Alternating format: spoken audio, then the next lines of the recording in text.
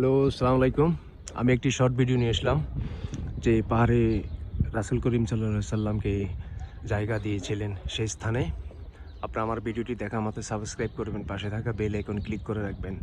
আমার ইউটিউব চ্যানেলের নাম হচ্ছে আল কাবি অনলাইন শপ। আমার আল কাবি অনলাইন শপের ভিডিওর সঙ্গে থাকবেন। আজকে নতুন করে আরেকটা শর্ট ভিডিও শ্যুট করলাম।